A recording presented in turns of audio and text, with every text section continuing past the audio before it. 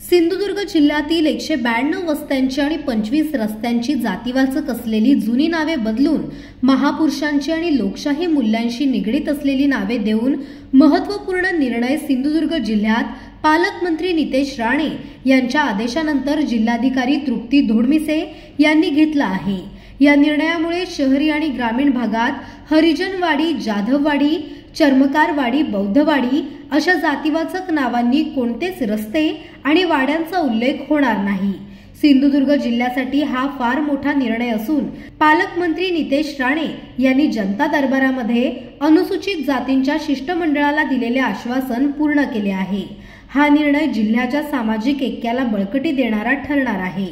आपल्याला जसं माहित आहे की ग्रामीण भागामध्ये अनेक वस्त्या असतात किंवा रस्ते असतात ज्याची नावं जातीवाचक पद्धतीने पूर्वापार चालत आलेली होती आणि सामाजिक न्याय आणि विशेष सहाय्य विभागाने 11 डिसेंबर 2020 रोजी शासन निर्णय निर्गमित केला होता आणि त्या अनुषंगाने असं निश्चित केलं होतं की ह्या वस्ती आणि रस्त्यांची जी जातीवाचक नावं आहेत ती काढून त्याऐवजी महापुरुषांची नावं किंवा आपल्या लोकशाही मूल्यांशी निगडीत अशी नावं देण्याचा त्यांनी निर्णय पारित केला होता। परंतु त्याची कार्यपद्धती ही 28 एप्रिल 2021च्या ग्रामविकास विभागाच्या निर्णयाने निश्चित झाली होती की जेणेकरून ग्रामीण भागातली वस्त्यांची आणि रस्त्यांची नावे कशी बदलता येतील।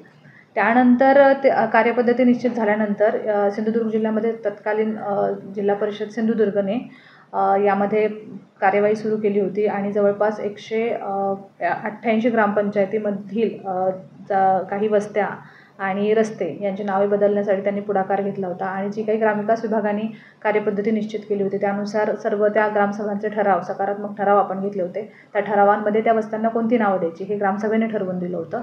त्यानंतर BDOंकडून जिल्हा परिषदेकडून व्यवस्थित ठराव प्राप्त झाल्यानंतर हे आपण शासन स्तरावरती पाठवले होते, परंतु त्याचा इफेक्ट झाला नव्हता। मात्र आत्ताच 9 ऑक्टोबर 2025 ग्रामविकास विभागाने पुन्हा एक शासन निर्णय निर्गमित केला आणि ही वस्त्या आणि रस्त्यांची नावे बदलण्याचे अधिकार, त्याच्या मंजुरीचे अधिकार जिल्हाधिकारी यांना प्रदान केले।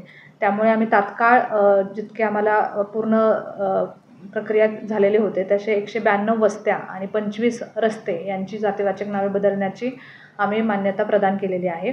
त्याचप्रमाणे सर्वात पहिल्यांदा अंमलबजावणी करणारा जिल्हा सिंधुदुर्ग ठरलेला आहे, याचा मला नक्कीच आनंद आहे।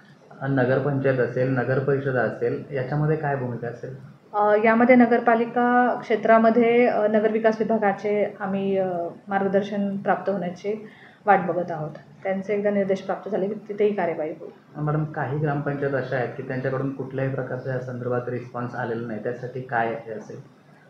नक्कीच आता आपण एक सर्वे डेटाबेस आहे आपल्याकडे पूर्वीचा की जिथे अजूनही अशी नावं असतील तर तिथे नक्कीच आपण शासनातर्फे म्हणजे जिल्हा प्रशासन नक्कीच पुन्हा एकदा अप्रोच करून तिथली नावे देखील बदलण्यासाठी सकारात्मक मत होईल, तिथलं जनमत होईल, तिथल्या ग्रामसभेचे ठराव प्राप्त होते, यासाठी आम्ही पुढील कार्यवाही करू।